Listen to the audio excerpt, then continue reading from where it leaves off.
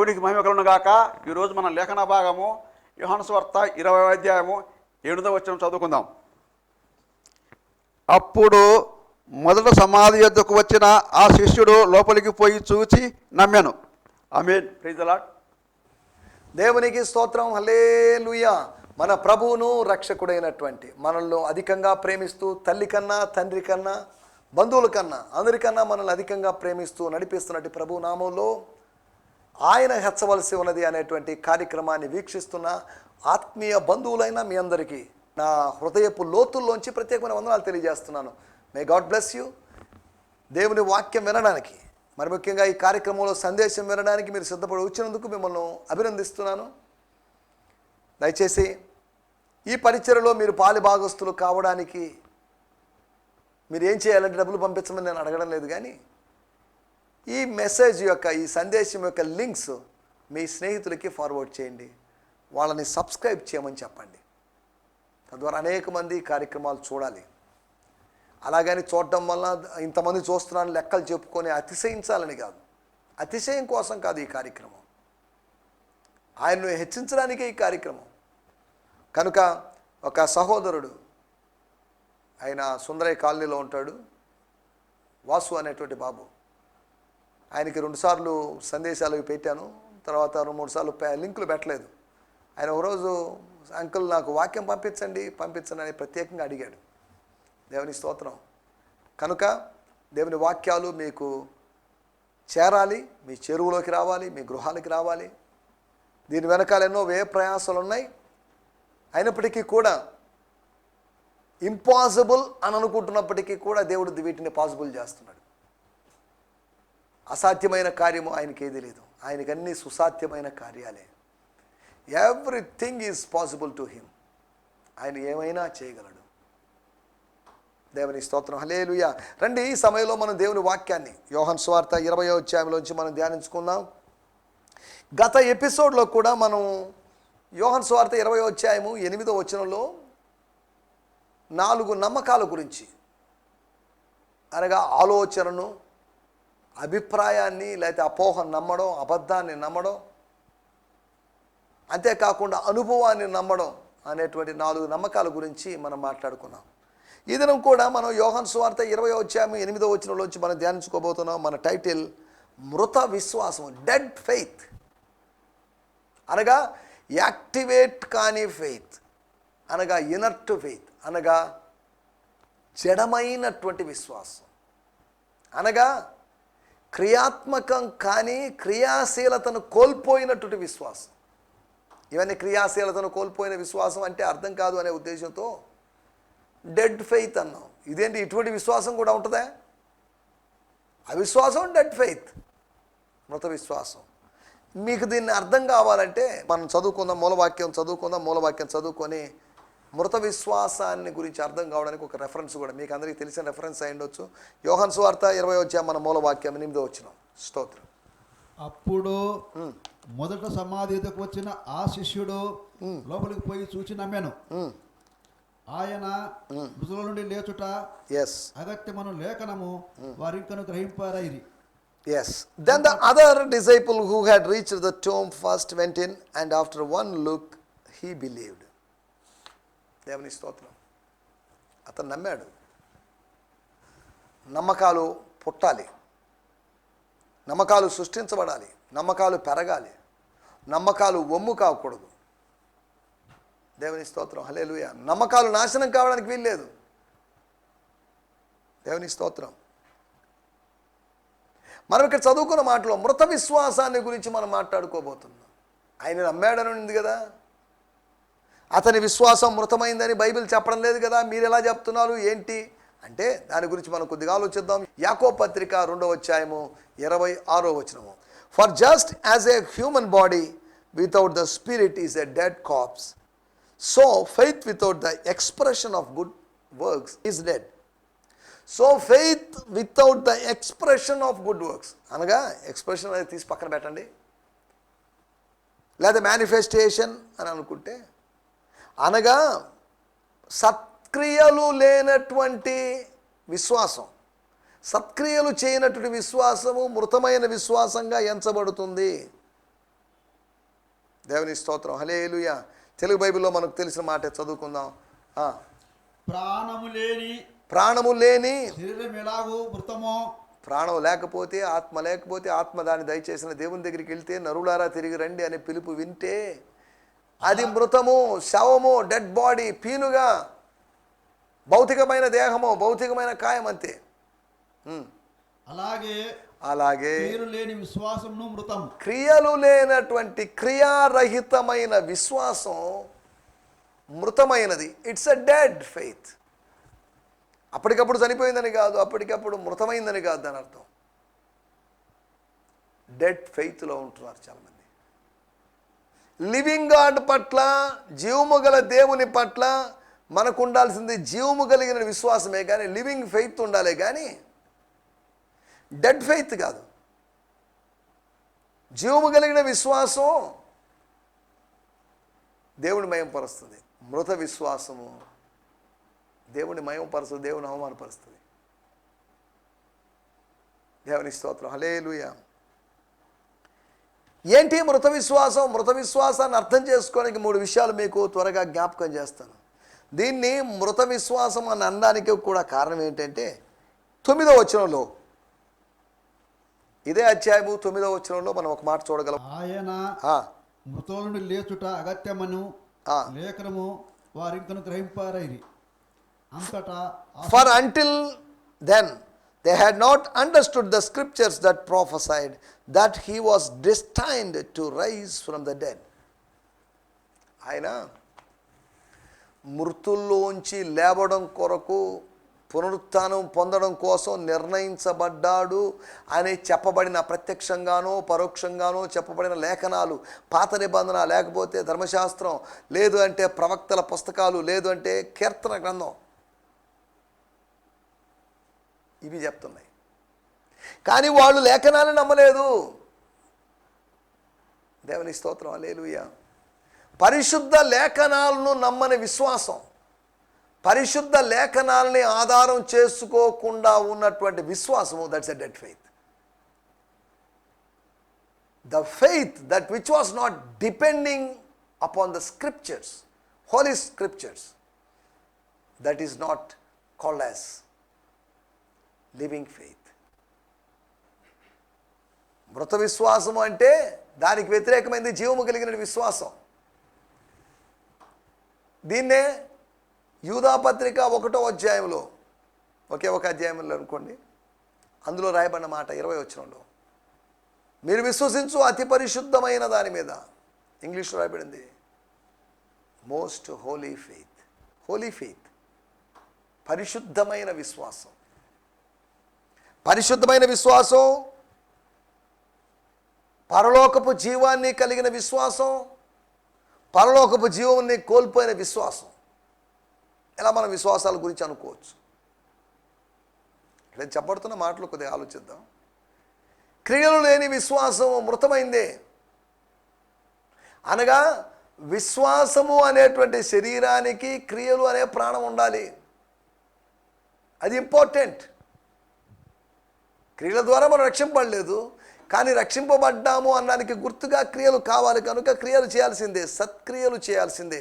మన కోసం ఆయన ముందుగా నిర్ణయించినటువంటి సత్క్రియలు. దేవుని స్తోత్రం, హల్లెలూయా. దేవుని క్రియలు చేయాలంటే మేము ఏం చేయాలి? విశ్వసించడమే దేవుని క్రియ. విశ్వాసం సత్క్రియ. ఎంతసేపటికి భోజనం పంచడం, బట్టలు ఇవ్వడం, లేకపోతే ఇంకా ఏదో చేయడం, ఇవి మాత్రమే సత్క్రియ అనుకుంటున్నాం. దేవుని స్తోత్రం, హల్లెలూయా. మనం ఆలోచిస్తున్న విషయాల్లో మొట్టమొదటి విషయము, పరిశుద్ధ లేఖనాల్ని, పవిత్ర లేఖనాల్ని ఆధారం చేసుకున్నటువంటి విశ్వాసం. అనగా నీ విశ్వాసానికి సపోర్ట్ పవిత్ర లేఖనాల ద్వారా విశ్వాసం పురుడు పోసుకుంటుంది. కాగా వినుట వలన విశ్వాసం కలుగుతుంది. Faith comes by hearing, hearing by the word of Christ. క్రీస్తు యొక్క వాక్యాన్ని వినడం ద్వారా క్రీస్తు మీద మనకు విశ్వాసం కలుగుతుంది. యాంటీ క్రైస్ట్ మీద విశ్వాసం పోయి రియల్ క్రైస్ట్ మీద, ఒరిజినల్ క్రైస్ట్ మీద మనకు విశ్వాసం కలుగుతుంది. దేవుని స్తోత్రం, హల్లెలూయా. ఒకటి మన విశ్వాసానికి బేస్. నువ్వు ఎందుకు అలా నమ్ముతున్నావు? ఇదిగోనండి, బైబిల్ చెప్పింది కాబట్టి నమ్ముతున్నాను. నువ్వు ఎందుకు అలా విశ్వసిస్తున్నావు సోదరి సోదరుడు అంటే, దేవుని వాక్యమే దానికి ఆధారం. దేవుని వాక్యం ఎలా, Bible says so, that's why I'm believing. దేవుడు నన్ను ప్రేమిస్తున్నాడని నాకు ఎలా తెలిసింది? దేవుడు నాతో ఎప్పుడు ఐ లవ్ యూ చెప్పలేదు. దేవుడు నాకు ప్రేమలేఖను పంపించలేదు. కానీ వాక్యం చదివినప్పుడు దేవుడు లోకమును ఎంతో ప్రేమించును అనే విషయం చదివినప్పుడు నాకు అర్థమైంది, ఎస్, నేను లోకంలో ఉన్నాను, నేను లోకస్తుడిగా ఉన్నాను, దేవుడు నన్ను ప్రేమించాడు. దేవదూతలు వచ్చి నాకు చెప్పలేదు, మికాయేలు దేవదూతో లేదా గాబ్రియేలు దేవదూతో వీళ్ళు వచ్చి దేవుడు నిన్ను ప్రేమిస్తున్నాడంటలే, తెలుసుకో, నీకు ఎంతవరకు తెలియదుగా అని నాకెవరు చెప్పలేదు. దేవుడు మనల్ని ప్రేమిస్తున్నాడు మనకు ఎలా తెలిసింది? దేవుని వాక్యం చెప్తుంది. మన విశ్వాసాలకు ఊపిరి పోసేది పరిశుద్ధమైన లేఖనం. కానీ పరిశుద్ధమైన లేఖనం లేకుండా మనం ఏదో విశ్వసిస్తున్నాము అంటే మన విశ్వాసం పరిశుద్ధ లేఖనాలకు సమాంతరంగా ఉండాలి, లేదంటే అది సరైన విశ్వాసం కాదు. దేవుని స్తోత్రం, హల్లెలూయా. ఒకటి, పరిశుద్ధ లేఖనాలను ఆధారం చేసుకోకుండా ఉన్న విశ్వాసంలో ఎవరైనా ఉన్నారా? ఉంటే అది మృత విశ్వాసం. మృతమైంది కుళ్ళిపోద్ది, మృతమైన దేహం కుళ్ళిపోద్ది, కంపు కొడుతుంది, ముక్క మోసుకోవటం భరించలేకుండా ఉనండి. Stinking smell, bad smell. కీర్తనకారుడు అంటాడు, నా మూర్ఖత వలన కలిగిన గాయములు దుర్వాసన గలవై స్రవించుచున్నవి. మన మూర్ఖత వలన, మన పాపం వల్ల, మన అతిక్రమం వల్ల, మన అపరాధం వల్ల కలిగినటువంటి మనం చేస్తున్న పాపాలను బట్టి ఆత్మ కుళ్ళిన స్థితిలోకి వస్తుంది. ఆత్మ కుళ్ళిపోవడం ఏంటండి? ఆత్మకు మరణం లేదు కదా. అంటే నేను చెప్తున్నాను, ఆత్మలో ప్రభు దాన్ని దుర్వాసనగా భావిస్తాడు. మాంసం కాల్చిన వాసనను సువాసనగా ఆగ్రాణించిన దేవుడు అనగా నోవహు బలి అర్పణ ద్వారా సంతోషించిన దేవుడు అని దాని అర్థం.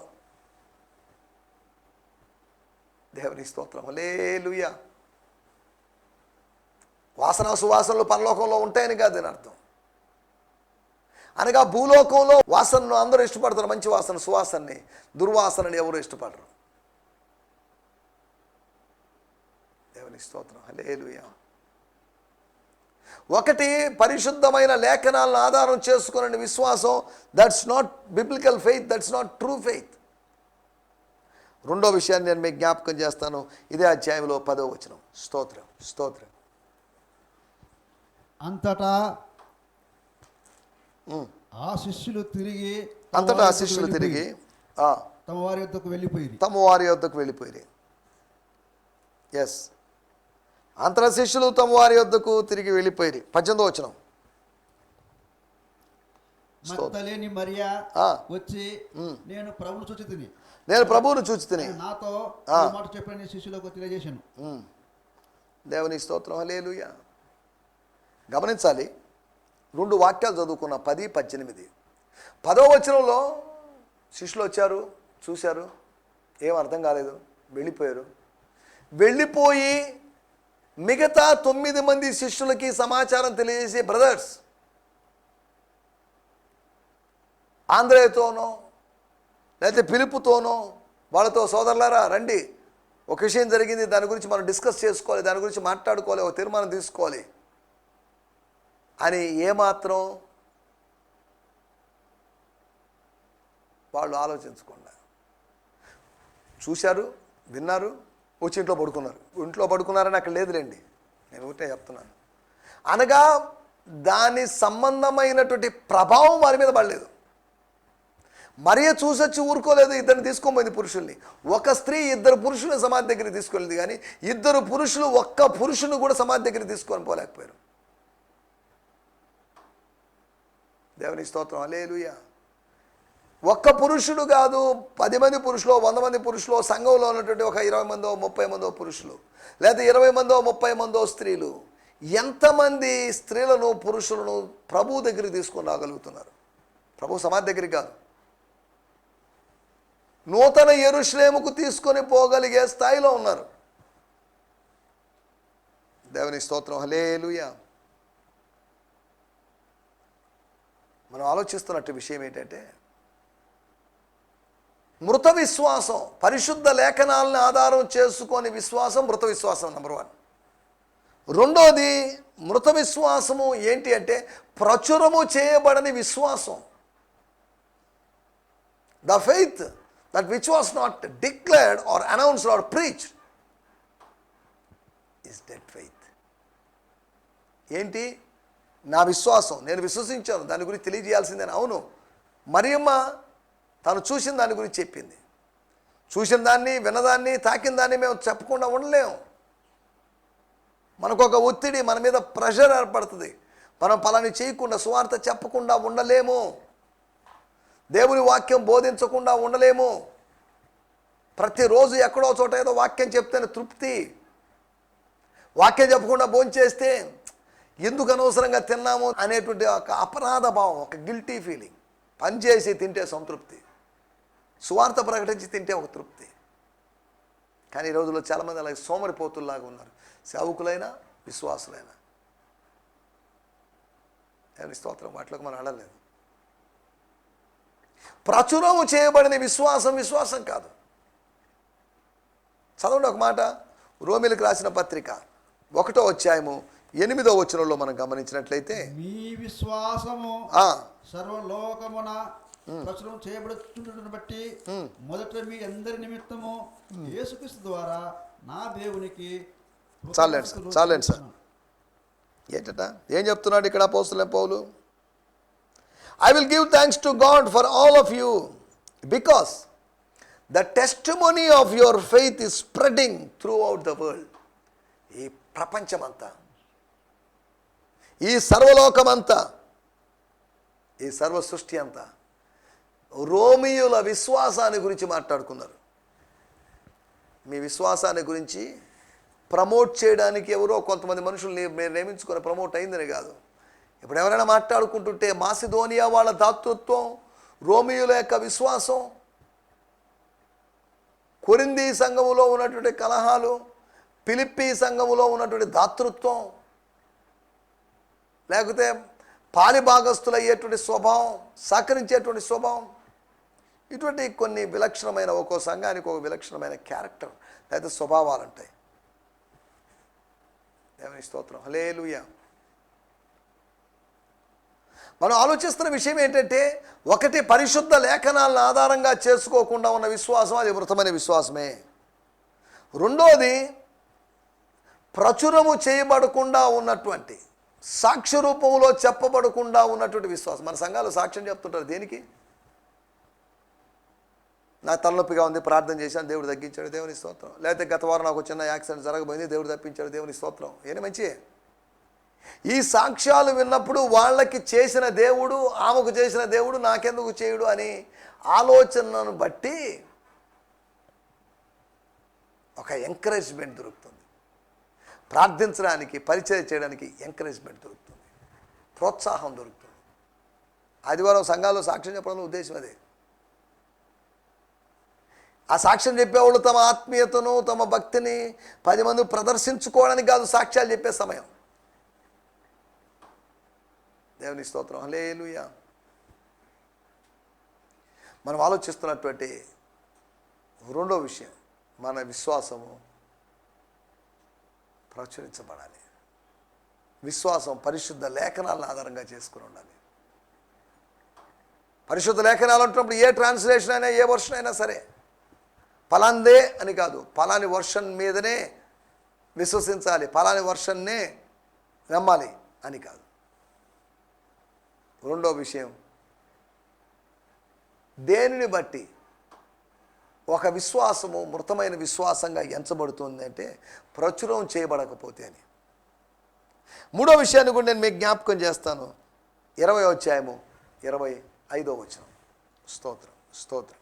కనుక తక్కిన శిష్యులు మేము ప్రభువును చూచితిమని అతనితో చెప్పగా, అతడు నేనాయన చేతులలో మేకుల గురుతును చూచి నా వ్రేలు ఆ మేకుల గురుతులలో పెట్టి నా చెయ్యి ఆయన ప్రక్కలో ఉంచితేనే గాని నమ్మనని వారితో చెప్పాను. So the disciples informed him, we have seen the Lord with our own eyes, still unconvinced. Thomas replied, "There is no way I am going to believe this unless I personally see the wounds of the nails in his hands, touch them with my finger, and put my hand into the wound of his side where he was pierced." దేవుని స్తోత్రం, హల్లెలూయా. ఎంత బలమైన అవిశ్వాసమో చూడండి. మామూలుగా లేదు ఇది. ఇది అవిశ్వాసం యొక్క క్లైమాక్స్, పతాక స్థాయి చేరినటువంటి ప్రభు శిష్యుని యొక్క అవిశ్వాసం. అమ్మా, నీ విశ్వాసం గొప్పది అని యేసు ప్రభు ఒక స్త్రీని ఉద్దేశించి చెప్పాడు. ఇతని గురించి చెప్పాలంటే, అయ్యా నీ అవిశ్వాసం గొప్పదని చెప్పాల్సి వస్తుంది. నీ విశ్వాసం గొప్పదని చెప్పలేము. 3.5 సంవత్సరాలు బోధలు విన్నాడు. 3.5 సంవత్సరం విశ్వాసమునకు కర్తయు దాన్ని కొనసాగించువాడైన యేసుతో తిరిగాడు. కానీ వాళ్ళ విశ్వాసం పెరిగింది లేదు. అంతమంది చెప్పారు, మీరేం, there is no way that I should believe. అందరూ మీరు గుడ్డిగా నమ్మారేమో, కానీ నేను అంత నమ్మేవాడిని కాదండి అని తోమా చెప్పాడు. సరే, మనం ఇవన్నీ ఎందుకు మాట్లాడుకుంటున్నామంటే, మనం మాట్లాడుకుంటున్న విషయం మృతమైన విశ్వాసం గురించి. మూడో విషయము, ప్రకృతి సంబంధమైన విషయాల మీదే ఆధారపడేటువంటి విశ్వాసం. గాయాలు, లేకపోతే చేతి గాయాలు, లేకపోతే కాళ్ళ గాయాలు, లేకపోతే పక్కలో శరీర సంబంధమైన the faith which depends upon physical evidences, that's a dead faith. భౌతికమైన ప్రకృతి సంబంధమైన సూచనల మీద ఆధారపడే విశ్వాసం, అది మృత విశ్వాసం. అనగా సూచనలు జరగాలి ప్రభువా జరిగించు అని ప్రార్థన చేయొద్దని కాదు నా మాటల ఉద్దేశం. కావాలి, మనకు ప్రార్థన కావాలి, అడగాలి ప్రభుని, సూచక్రియలు జరిగించు, అనేకులు విశ్వసించాలి, అనేకులు మారాలి, అనేకులు రూపాంతరం పొందాలి అని మనం ప్రభువుని అడుగుదాం. దేవుని స్తోత్రం, హల్లెలూయా. ఈ సమయంలో మనం ఆలోచిస్తున్నట్టు మూడో విషయం ఏంటి అంటే, ప్రకృతి సంబంధమైన, అనగా నేను ఆయన గాయాన్ని స్పృశిస్తే తప్ప, ఆయన అరచేతిని స్పృశిస్తే తప్ప నేను నమ్మను. ఇప్పుడు యూదా ఇస్కరియోతు వెళ్ళిపోయాడు అని బాధపడడం కన్నా, తోమా ఇంత అవిశ్వాసంలో ఉన్నాడు అని బాధపడమే కదా ప్రాముఖ్యం. ఈ బాధ ఎక్కువ కలుగుతుంది. ఈయన కూడా ఇంచుమించు మరొక యూదా ఇస్కరియోతులాగా మారాడేమో అనిపిస్తుంది నాకు. యూదా ఇస్కరియోతు ప్రభువునే అప్పగిస్తే, తోమా ప్రభువు మీద ఉన్న విశ్వాసాన్ని అప్పగించేశాడు అపవాదికి, తన దగ్గర ఉంచుకోలేకపోయాడు. ఇప్పుడు ఇంచుమించు ఇద్దరు ఒకటే. కాకపోతే తేడా ఏంటి అంటే, ఇస్కరియోతు యూదా ముందే వెళ్ళిపోయాడు, ఈయన ఆలస్యంగా వెళ్ళిపోయాడు. అంతవరకే. ఎవరు ముందెళ్ళినా తర్వాత వెళ్ళినా కానీ సేమ్ స్పిరిట్ ఏమో అన్నట్టుగా ఉంది. 8 రోజులు సహవాసానికి దూరం అయిపోయి, 8 రోజుల్లో ఒక్క శనివారం విశ్రాంతి దినం వచ్చింటుంది. దానికి చూడండి, ప్రకృతి సంబంధమైన వాటి మీద ఆధారపడుతున్నాను. నాకేదైనా సూచక్రియ జరిగితే నేను నమ్ముతానండి. నాకు జబ్బు తగ్గిపోతే నమ్ముతాను. నాకు ఇంకేదో జరిగితే నమ్ముతాను. కానీ దేవుని వాక్యం అలా చెప్పడం లేదు, రివర్స్ చెప్తుంది. నువ్వు విశ్వసిస్తే దేవుని మహిమను చూస్తావని, కానీ దేవుని మహిమను చూసిన తర్వాత నువ్వు విశ్వసిస్తావని కాదు మార్తమ్మతో దేవుడు చెప్పింది. మార్తమ్మా, నువ్వు విశ్వసించు, నేనేం చెప్పానో దాన్ని విశ్వసించు. నువ్వు ఏదో పిచ్చి పిచ్చి వాటిని, యూదా మత సంబంధమైనటువంటి మితిలేని వంశావళులు, కల్పనా కథలు, వాటిని విశ్వసించమని కాదు. నువ్వు విశ్వసించాల్సింది నేను చెప్పిన మాటలు, నేను పునరుత్థానాన్ని గురించి చెప్పిన మాటలు, నేను లేస్తాడు అని చెప్పిన దాని గురించిన మాటలు నువ్వు విశ్వసిస్తే నువ్వు దేవుని మహిమను చూస్తావు. దేవుని మహిమ అంటే అద్భుతం, దేవుని మహిమ అంటే పునరుత్థానం, లాజరు యొక్క పునరుత్థానం. ఆమె విశ్వసించింది. లాజరు తిరిగి రావడం తన కనులారా చూసింది. దేవుని స్తోత్రం, హల్లెలూయా. నా మాటలు ఇక్కడ ముగించేస్తున్నాను. 3 మాటలు మీకు గుర్తు చేశాను. మృత విశ్వాసము యొక్క 3 లక్షణాలు అనుకోండి. ఇంకా మృత విశ్వాసము చేసేటువంటి మొట్టమొదటి పని ఏంటి అంటే, అది పరిశుద్ధ లేఖనాలను ఆధారంగా చేసుకోదు. ఎవరో అభిప్రాయాలను, డార్విన్ ఇలా చెప్పాడు, లేకపోతే సోక్రటీస్ ఇలా చెప్పాడు, అరిస్టాటిల్ ఇలా చెప్పాడు అనే వాటి మీద ఆధారపడే విశ్వాసం. వాళ్ళేం చెప్తే మనకేంటి, వాక్యం ఏం చెప్తుందో, పరిశుద్ధ లేఖనాలను ఆధారంగా చేసుకున్న విశ్వాసం డెడ్ ఫెయిత్, మృత విశ్వాసం. దేవుని స్తోత్రం, హల్లెలూయా. రెండవది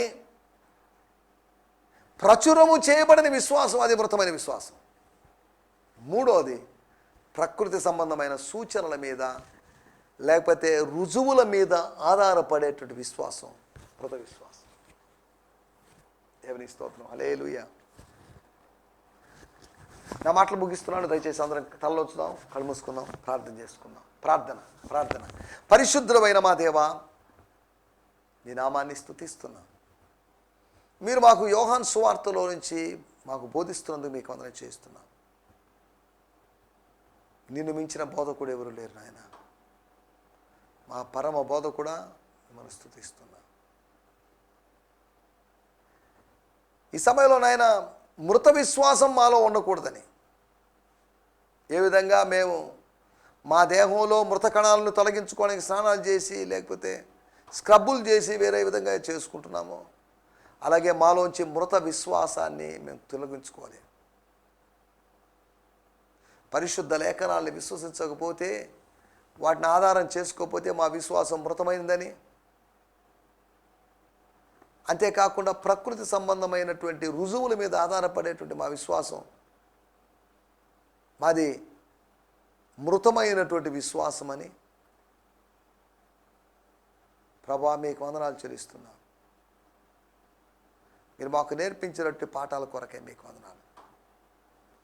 మా విశ్వాసం ఎలా ఉంది చెక్ చేసుకోవడానికి, పరీక్షించుకోవడానికి, పరీక్ష పెట్టుకోవడానికి మీరు మాకు ఇచ్చినటువంటి మంచి అవకాశం కొరకే మీకు వందనాలు. మా విశ్వాసం ప్రచురం చేయబడాలి. మేము విశ్వాస వీరులమని చెప్పుకోవాలని కాదు కానీ ప్రభువా, మా విశ్వాసము ఒకరి విశ్వాసం వల్ల ఒకరు స్థిరపడాలి, ఆదరణ పొందాలి అని పౌలు చెప్పినట్లుగా అటు అనుభవాలకు మీరు రాగలటూ సాయించండి. మృత విశ్వాసాన్ని తొలగించి అమృతమైనటువంటి విశ్వాసాన్ని, అనగా అక్షయమైనటువంటి విశ్వాసాన్ని, స్థిరమైన విశ్వాసాన్ని మేము కలిగి ముందు సాగటూ సాయం చేయమని యేసుక్రీస్తు నామములోనే ప్రార్థించగలుగుతున్నాం తండ్రి. ఆమేన్. ఆమేన్. దేవుని స్తోత్రం. మీ అందరికీ వందనాలు. ప్రభు చిత్తమైతే మరొక ఎపిసోడ్లో కలుసుకుందాం. హల్లెలూయా. స్తోత్రం. ఈ సందేశము మీకు ఆశీర్వాదకరంగా ఉందని నమ్ముచున్నాము. ప్రార్థన అవసరతల కొరకు మమ్మల్ని సంప్రదించవలసిన మా చిరునామా గిద్యోన్ మిషన్ చర్చ్, 6వ వీధి, శాంతినగర్, నెల్లూరు 4, ఆంధ్రప్రదేశ్. పిన్ 524004. మా ఫోన్ నంబర్లు 7036443613 మరి ఒక నంబర్ 9392293010. మా ఈమెయిల్ ఐడి gfihmi2015@gmail.com. దేవుడు మిమ్మును ఆశీర్వదించునుగాక. ఆమేన్.